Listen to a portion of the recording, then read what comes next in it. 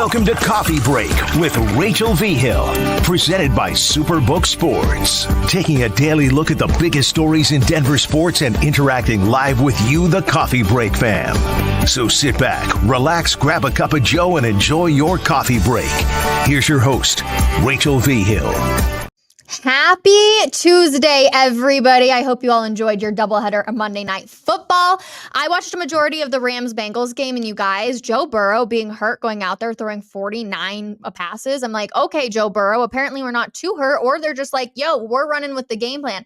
There's a ton to get into today, and I do want to get into a little bit about that game because I don't know if anybody else felt this way in Broncos country, but I was almost hoping the Bengals would win to make me feel a little bit better about the record of the Denver Broncos. As you guys saw, the title of today's episode is going to be, do we need to cut Courtland Sutton some slack?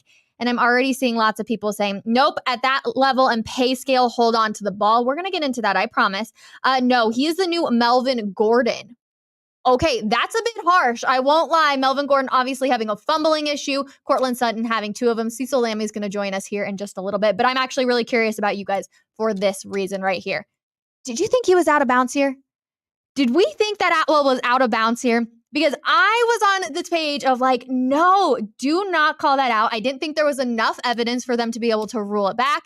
And they did. And I was like, oh my gosh. I was like throwing almost a fit last night watching that because I was like, I just want the Rams to make this game competitive. And it was a good competitive game for the most part. But I was really hoping that the Bengals would walk away 0-3, you guys. But if Cecil Lammey's already here, then we might as well just have him jump in anyways. So, of course, you guys, for everybody that knows him from Orange and Blue Today, we always love having him on. Of course, you can catch that at 3:30 every single day, or every single weekday, I guess I should say. Cecil Lammey, good morning. How are you, my friend? Day still punching. How are you doing?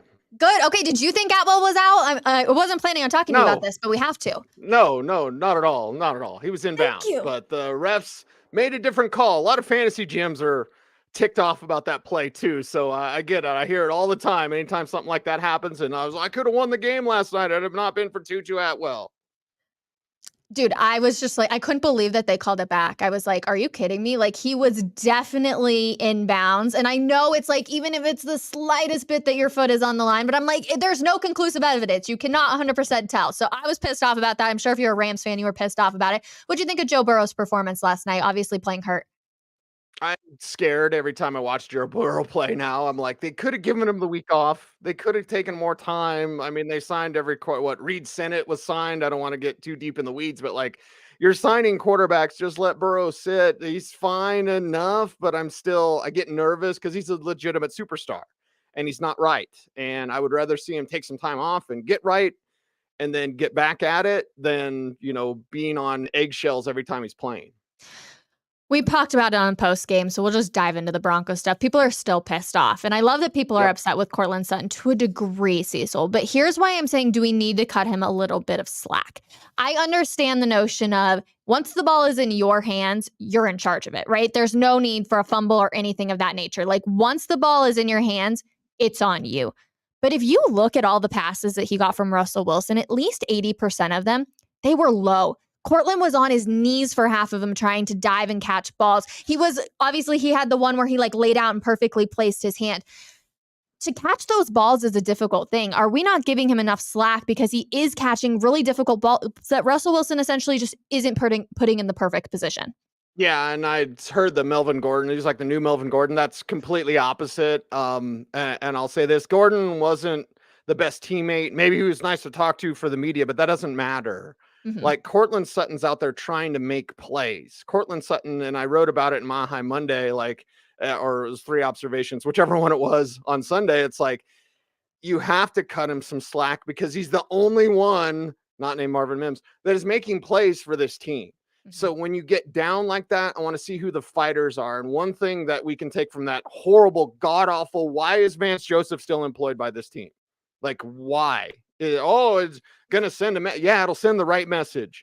Oh, too many people. What are other people going to think? They're going to think I better not screw up if I get that job, because there's only 32 defensive coordinator positions. So enough of that. But back on the Sutton thing, knowing Sutton personally, knowing how much fight that he has in there, and it hasn't looked good since before the knee injury, I feel so bad for him because he was about the only one who was fighting. And yeah, it caused problems. And that's where you just got to get back up on that horse and go back at it. But like, I'm cutting him some slack.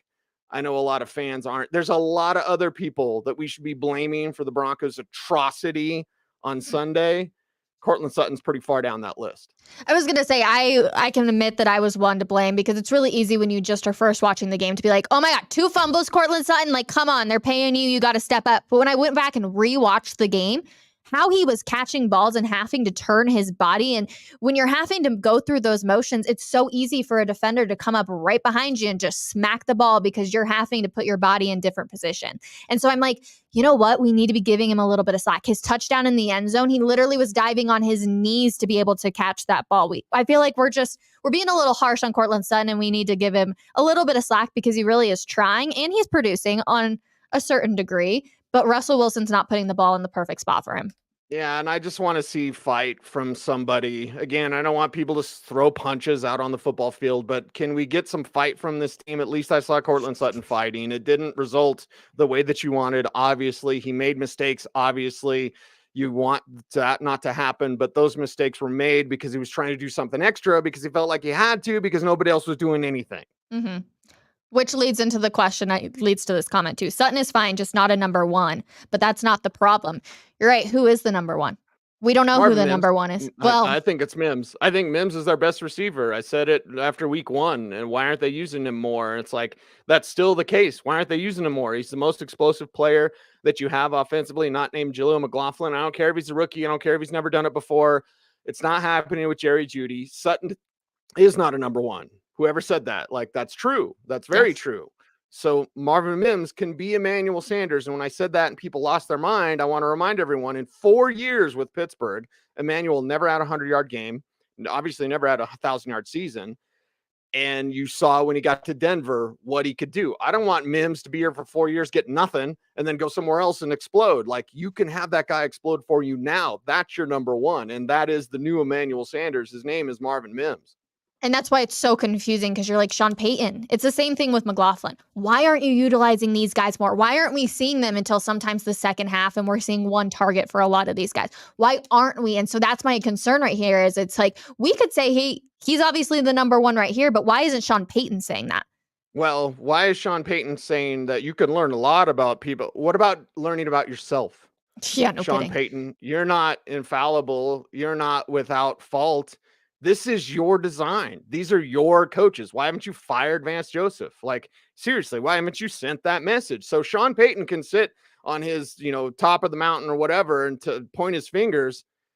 Know yourself, and you'll know what needs to happen. If the old saying, and I can't remember if it was Socrates, it wasn't Kierkegaard, but it was like, know yourself and you know the universe. Like, Sean Payton, you're not looking at yourself.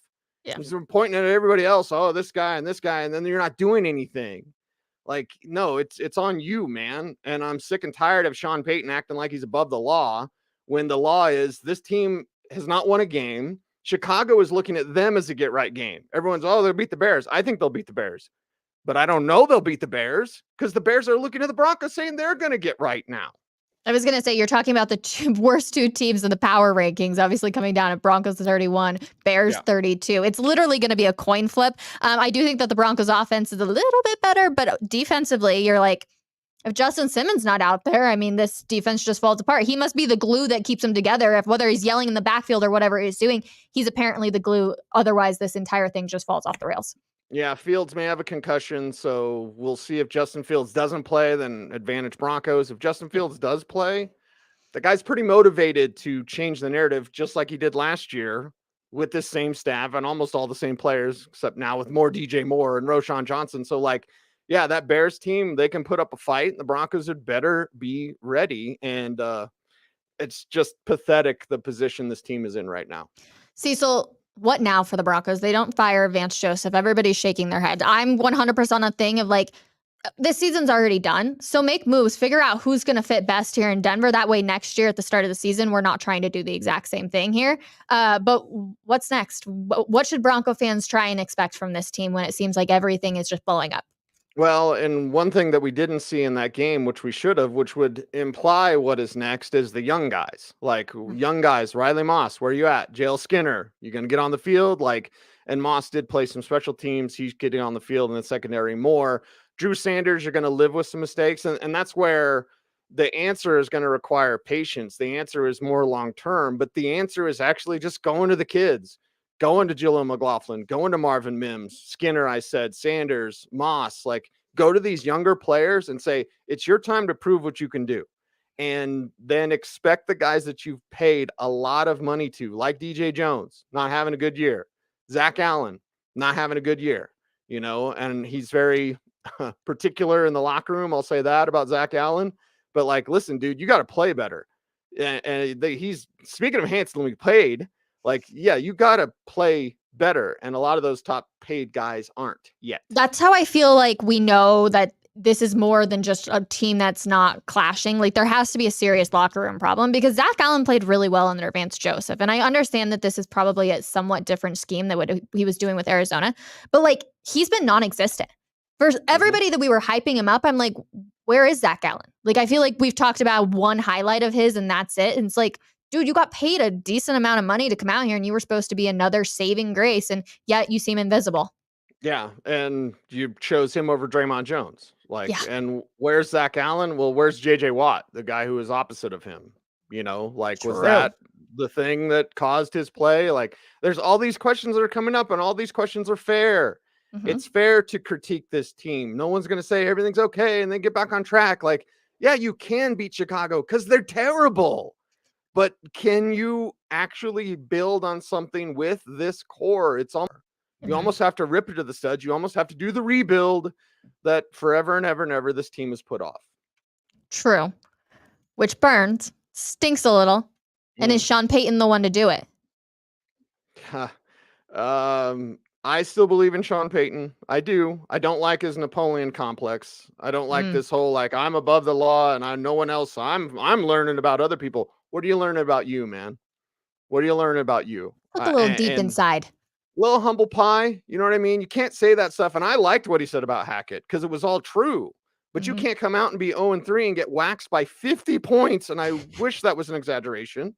You can't have that sort of performance when you've said that about the guy that was before you. You simply cannot do that. So I believe in Sean Payton. I'll continue to believe in Sean Payton. But you got a lot to change, and it's going to take a while to get there. Let's talk about the play that I feel like we all kind of forgot because it happened so early on in the game, and it was Courtland Sutton juggling the ball, right? And it seemed like he had control enough to bring it down when he was in bounds.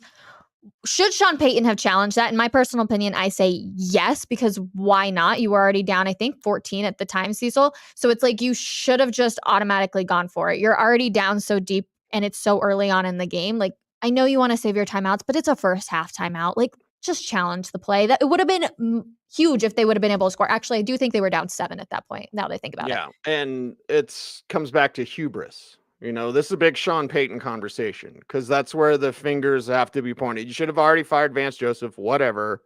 But, like, it's on you, Sean Payton, and your hubris thinking that you can get back in or you can go toe-to-toe or you can stay with it. Like, you are not good enough as a team to sit there and just let some sort of challengeable play, is that even a word? Challengeable play go by. We'll roll with it. Like, you have to challenge everything.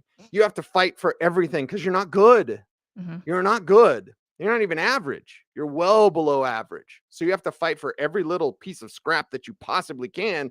And instead, you have a coach with hubris that is like, oh, we got this, everybody. You don't got this, man.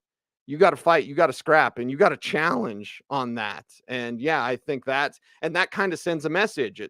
Some people would say it'd send confidence to the team. Well, he's confident in him. The other message would be like, man, it feels like you're giving up. You're not fighting for that. You're not challenging that. You challenge that.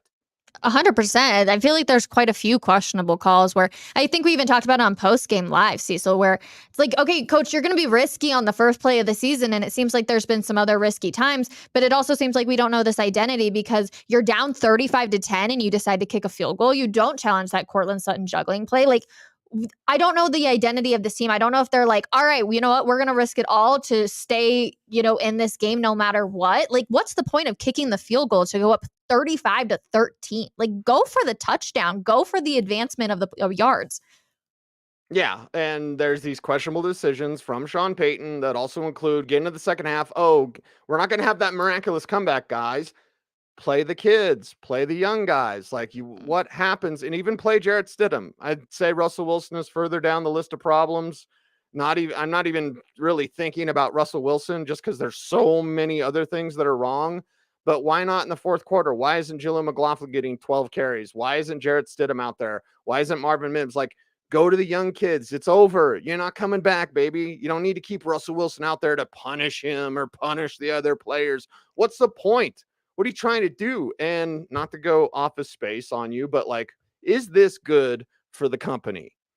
No, because what's good for the company is finding out if the kids can play, finding out about the young players, finding out where the heart is on this team.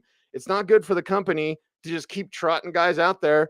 Javonte shreds his knee again because you kept him in because whatever, you're down by 30. Like, that doesn't make any sense. So Sean Payton, like, this is back on you, man. It's all these terrible decisions, which I never thought we would be talking about when it came to Sean Payton. Can you tell that I'm frustrated by Sean Payton? I'm like, and this thing, Sean Payton, what were you thinking? Too many lattes. I don't want to hear any of it, right? Yeah, it's like you're just counting. It's like you're counting to 10 and you're like, all right, 10 strikes and maybe you're out. Like, we're going to go past the 3. Cecil, the other thing I've kind of got a question on is just the effort of these players. And I know we chatted a little bit about it on Post Game Live too, of if this locker room's already broken, like, what do we even do? What do fans have any faith in this team to do? So you're 1-3 if you beat the Bears, but you know that this locker room's not getting along. Like, I feel like we're at a loss for words for that. Yeah. And what's weird is someone who's in that locker room multiple times a week, like it feels different than it did last year. And last year they were better at this point. So it's very, very odd. But this is also what you get back to Sean Payton ruling with an iron fist. You get certain players that are walking on eggshells, like, I don't want to make the emperor mad. Emperor Palpatine. I mean, Sean Payton, like, I don't want to make him upset, like, and so you're getting that sort of sense, but there is confidence. Again, I'm confident in Sean Payton. I'm not exactly sure why, other than his history, obviously. And I do believe in his concepts. I believe in Sean Payton. There's players that believe. Last year, even though they were better record-wise, you still got a sense, especially when things fell apart, like guys didn't believe in Nathaniel Hackett, didn't believe in Russell Wilson. Wilson is now this year more one of the fellas. You actually see him quite a bit in the locker room, and he's chopping it up with the guys. Last year, you didn't see that at all. So the locker room is weird. And what's interesting is it's going to be open tomorrow. I was like, what do you even say? What do you say to these players? I'm trying to craft questions that aren't offensive, but I want to know the answer. Like, how, as a tackler, as a defensive player, how do you get better at tackling when you can't practice tackling? That's in a way, and that's one of the questions I've conjured, is because I want to ask about this. These guys can't tackle. They're incredibly poor tacklers, which is very odd. What's Pro Football Focus? 24, right? 24 missed tackles. That's absolutely insanity for the National Football League. I'm like, how do you even do that? I mean, for one of the plays, I can't remember which one was exactly. It was like 8 guys missed it. And you're like, well, there you go. All right, Broncos wrapped up. It was the Achane. I think that's the way. It's like 4chan, Achane. Yeah. Is the way he pronounces it. I say Achane because it sounds great, but like it was on his run on the left side. Yep. And I think, going back to the name thing, I know he asked the media guide to change how they wanted it to be pronounced too. So it's one of those ways, but yeah, regardless. Hey, whatever. Robbie Chosen, Robbie Anderson, IE, Y, like, I don't care. Whatever. Yep, exactly. Real quick, we talked about this also on Post Game Live. Rex Ryan, why should people not want him? Because it seems to be the name everybody's pointing out. And I think he's kind of embarrassing himself by going on ESPN all these times and being like, oh, well, if that was my defense. Well, Rex, it's not. So this is a bad look for you, my friend. I'm not a fan of this. Yeah, he's lazy, entitled, and he doesn't want to put in the work. He's a blowhard. Okay. For all the Wade Phillips is the answer. Wade Phillips is a consultant. Vance Joseph has worked under Wade Phillips. Like, Wade Phillips is a consultant is the answer. The Rex Ryan thing is not the answer. He's a blowhard who doesn't want to work. And again, going back to another reason why I believe in Sean Payton. And it's weird to say this after they got beat by 50 points, but I believe in Sean Payton because I know he's working. I know he's grinding. I know he's working. And this isn't like sleeping at the facility, never going home, like actual work, the amount of hours. And oh boy, this is a conversation. We've all had coworkers that like are there all the time. They just don't work. Well, man, I work really hard. Like, no, you're just there a lot. Mm-hmm. Sean Payton's there a lot and he's working hard. Yeah. So I'll still believe in him. This is not good. This is not a good look for Sean Payton. But stubbornly, I'll still believe in that work ethic he has. Rex Ryan doesn't have that. Tell me this, Cecil. Have you heard any rumblings now that Vance Joseph is here to stay, at least for this week, if they are bringing in somebody to consult? Not yet. Not yet. So that's probably the best way to put it. But of course, I was the guy Sunday night saying like they're going to fire Vance Joseph because that's what good teams do. So why aren't you firing? And again, this isn't about being excited someone's getting fired. All right? That's inhumane. No one wants that. But after you get beat by 50 and don't do anything, that inactivity, and I think inactivity, this is a very large conversation.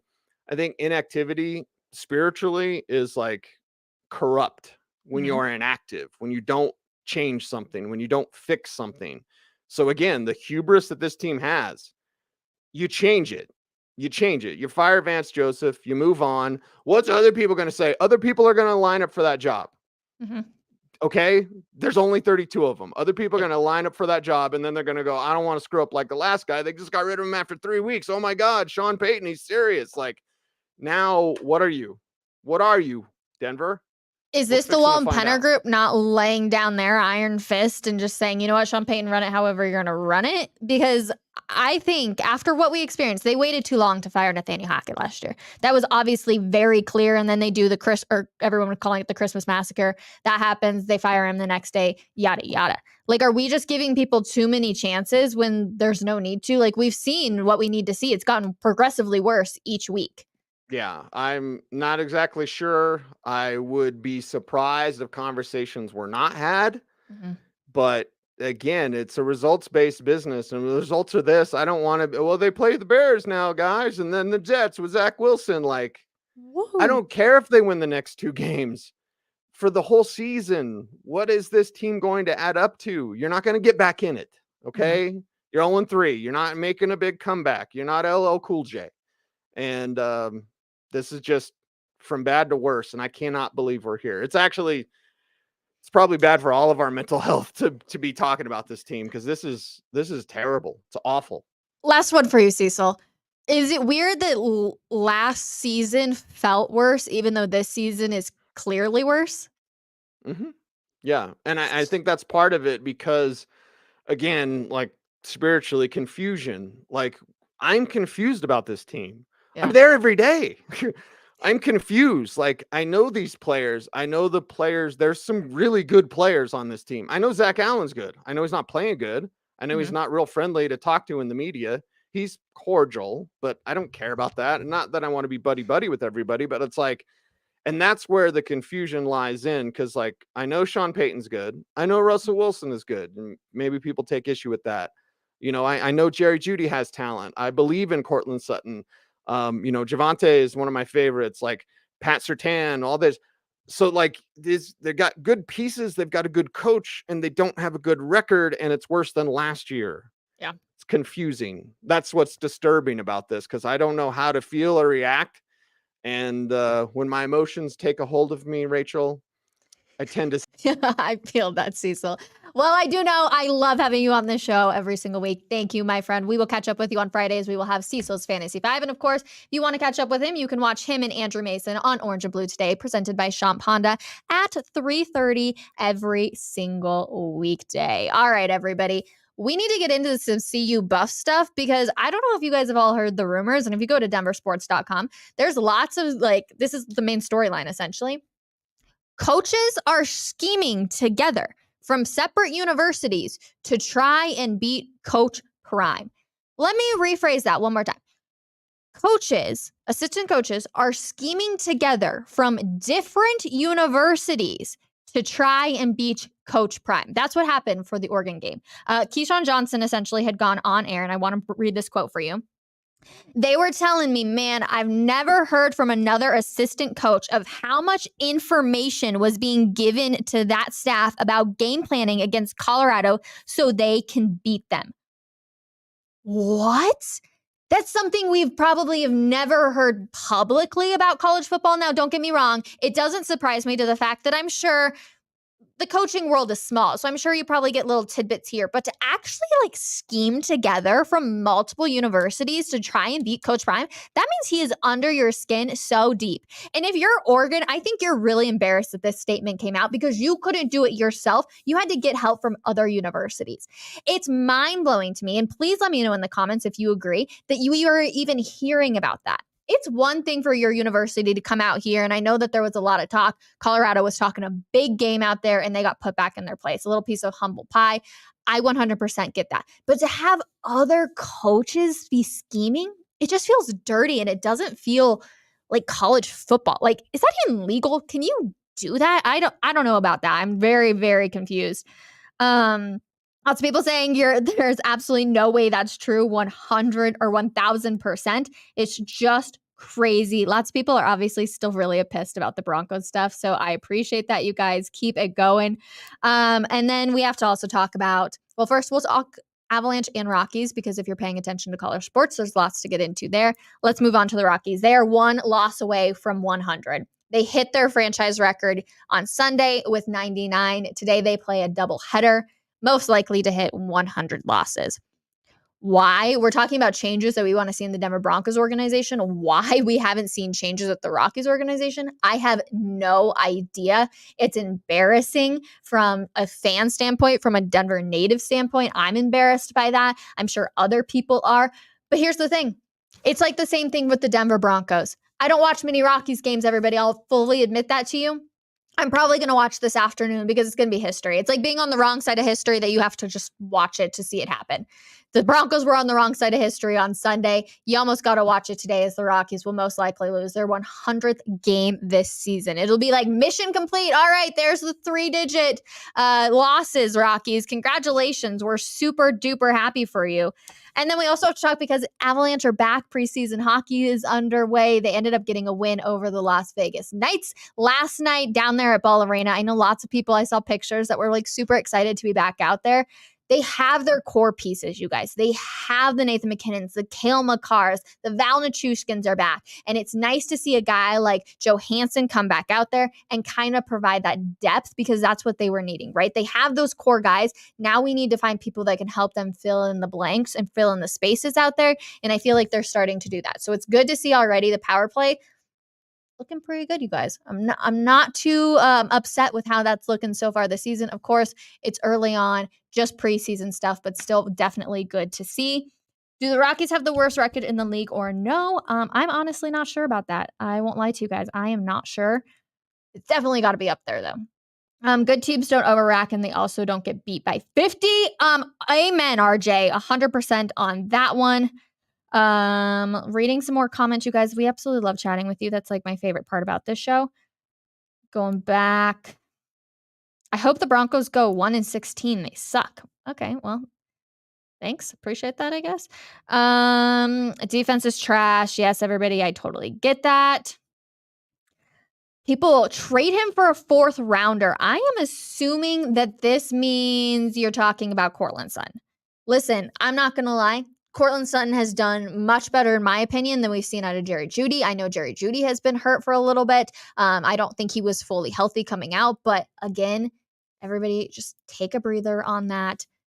The wide receivers, Russell Wilson, we just need that chemistry to kind of get locked down.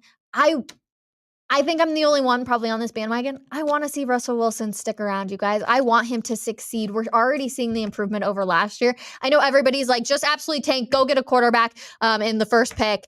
go for it. And I'm just like, oh man, the idea of a rookie QB, it just makes me think we've got 5 more years of having to wait for that quarterback to kind of blossom. I mean, think about how long it took like Trevor Lawrence to blossom. I know Sam Howell beat the Broncos, but look at what happened to him against the Bills. That idea I just don't love. I understand it because you don't have to pay them, and that means you can play other players, but I just don't love it, you guys. So I'm curious. Let me know what you think. Do you think we also need to be cutting Courtland Sutton some slack? Let me know if I convinced you of that so far. You guys, I have been coughing like nonstop, and I do not know why. I know I'm not sick. I just keep coughing. But anyways, that is going to do it for today's episode of Coffee Break. I love hanging out with you guys every single day. Thank you so much. Huge shout out to Cecil Lammey as I went on my Sean Payton rant. I'm frustrated with him. Will he impress me this upcoming week? I guess we will see, everybody. We'll talk to you guys tomorrow, 10:30 a.m. Bye, everyone.